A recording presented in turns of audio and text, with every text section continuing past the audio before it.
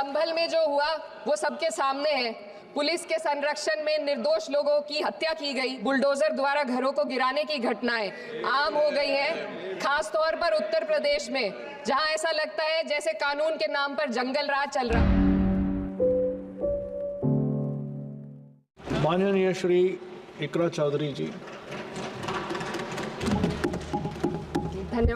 धन्यवाद सभापति महोदय, आपने मुझे इस विशेष चर्चा पर बोलने का मौका दिया।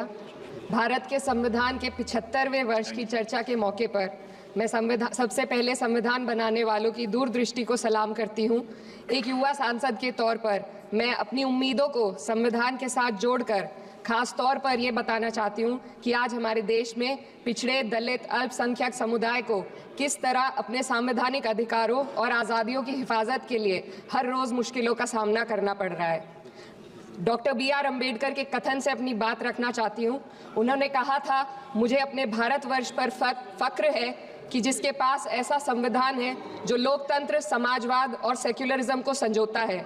लेकिन आज ऐसा लगता है जैसे संविधान की किताब तो है पर इसे चलाने वालों का ईमान गुम हो गया है। आज हिंदुस्तान में हर वर्ग को किसी न किसी चुनौती का सामना करना पड़ रहा है, मगर अल्पसंख्यक खासतौर पर मुसलमानों पर जो कहर टूटा है वो किसी से छुपा नहीं है। ये लोग सिर्फ अपने मजहबी पहचान की वजह से निशाने पर हैं। संविधान का अनुच्छेद 15 कहता है कि किसी भी नागरिक के साथ धर्म, जाति या किसी और वजह से भेदभाव नहीं होना चाहिए, लेकिन हकीकत इसके उलट है। हालात इस कदर बिगड़ चुके हैं कि hate speech, mob lynching, bulldozer द्वारा घरों को गिराने की घटनाएं आम हो गई हैं, खास तौर पर उत्तर प्रदेश में, जहां ऐसा लगता है जैसे कानून के नाम पर जंगल राज चल रहा हो। संभल में जो हुआ वो सबके सामने है। पुलिस के संरक्षण में निर्दोष लोगों की हत्या की गई और सरकार ने चुप्पी साध ली। अल्पसंख्यकों पर हिंसा बढ़ती जा रही है, मगर सत्ता में बैठे लोग या तो आंखें मूंदे हुए हैं या फिर इन घटनाओं को बढ़ावा दे रहे हैं। हद तो तब हो जाती है जब न्यायपालिका की बात भी अनसुनी कर दी जाती है। सुप्रीम कोर्ट ने मॉब लिंचिंग पर 11 सूत्रीय निर्देश जारी किए थे। इसमें साफ कहा गया था कि राज्य सरकारें और पुलिस इस तरह की घटनाओं को रोकने और दोषियों पर सख्त कार्रवाई करने के लिए जिम्मेदार हैं, लेकिन आज भी इन निर्देशों पर अमल नहीं हो रहा है। हाल ये है कि मॉब लिंचिंग को रोकने की बजाय सत्ता में बैठे लोग आग में घी डालने का काम कर रहे हैं। उनकी जुबान से ऐसी बातें निकलती हैं जो नफरत को और बढ़ावा देती है। ये अशांति अब इतनी गहराई तक फैल चुकी है कि हमारे समाज के धर्मनिरपेक्ष चरित्र पर गंभीर सवाल उठ रहे हैं। साल की शुरुआत में ही कई राज्यों में दुकानदारों को अपने नाम बोर्ड पर लगाने के लिए मजबूर किया गया। इसे सेहत और सुरक्षा के कानूनों का हिस्सा बताया गया, मगर असल मंशा कुछ और थी। ये कदम खास तौर पर मुसलमान दुकानदारों को निशाना बनाकर उठाया गया ताकि उनकी रोजी रोटी पर चोट की जाए।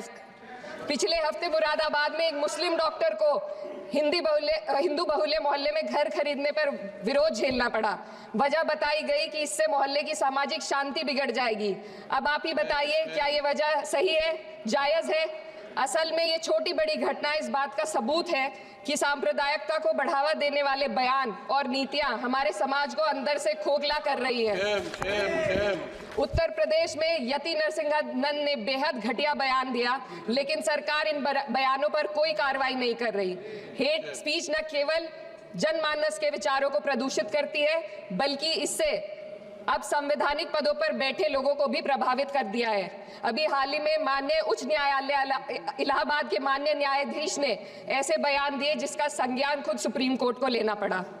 संविधान के अनुच्छेद 29 और 30 ने अल्पसंख्यकों को उनके मजहबी और सांस्कृतिक हक दिए हैं ताकि वो अपनी पहचान को बचा सके और अपने संस्थान चला सके, लेकिन आज उन्हीं हकों पर हर तरफ से चोट की जा रही है। वक्फ जैसे बिल लाकर उनके धार्मिक अधिकारों को छीनने की कोशिश की जा रही है। आज अल्पसंख्यक समुदाय को संविधान द्वारा दिए गए अपने बुनियादी अधिकार पाने के लिए लंबी लड़ाई लड़नी पड़ रही है। ऐसे कई मामले अदालत ने न्याय देकर संविधान की रक्षा की है, लेकिन अदालती प्रक्रिया में जो समय लगता है उसकी वजह से देश के सामाजिक ताने बाने को भारी नुकसान उठाना पड़ता है। मिसाल के तौर पर इलाहाबाद हाई कोर्ट ने 2004 के मदरसा एक्ट को रद्द कर दिया था, जिससे मदरसों के संचालन पर सवाल उठे। हालांकि सुप्रीम कोर्ट ने बाद में इस फैसले को पलट दिया और एक्ट को वैध करार दिया, लेकिन इस प्रक्रिया में जो समय लगा उसने अल्पसंख्यकों को बेचैनी और संघर्ष के दौर में डाला है। इसी कड़ी में प्लेसेस ऑफ वर्शिप एक्ट 91 भी आता है और कई अन्य अधिकार, उन्हें भी इसी तरह अदालती लड़ाइयों में उलझाया जा रहा है। ये स्थिति न केवल अल्पसंख्यकों के अधिकारों की राह में रुकावट है, बल्कि justice delayed is justice denied जैसी कहावत को सिद्ध करती है।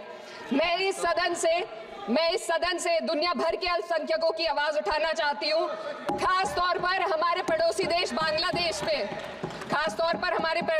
बांग्लादेश में अल्पसंख्यकों के साथ जो हो रहा है वे दिल को गहरे तक चोट पहुंचाने वाला है। उनकी जान माल की हत्या की जा रही है।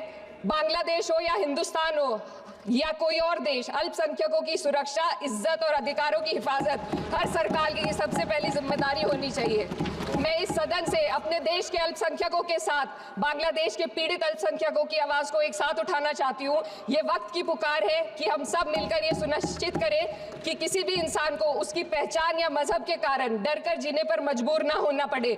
जहाँ हक छीने जाते हैं वहाँ अमन खो जाता है। ये बात हर सरकार को समझनी चाहिए। अगर हम सच में अपने संविधान का सम्मान करना चाहते हैं तो हमें नफरत और भेदभाव को खत्म करना होगा। हमें ये दिखाना होगा कि ये मुल्क हर वर्ग, हर जाति, हर धर्म और हर समुदाय का है और जब तक ऐसा नहीं होगा तब तक संविधान की आत्मा सिसकती रहेगी। सर, अपनी बात को खत्म करते हुए मैं एक शेर अर्ज करना चाहती हूँ।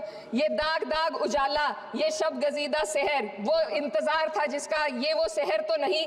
लेकिन अगर इस सदन में बैठे हम सभी सदस्य ये ठान ले कि हमें संविधान के मूल्यों को लागू करना है और उसे लागू करने का प्रयास करें तो वह सुबह जरूर आएगी, जिसके लिए लाखों भारतवासियों ने अपने जानों की कुर्बानी दी है। खबरों में बने रहने के लिए फोरम 4 को सब्सक्राइब करें और नोटिफिकेशन पाने के लिए बेल आइकन दबाएं।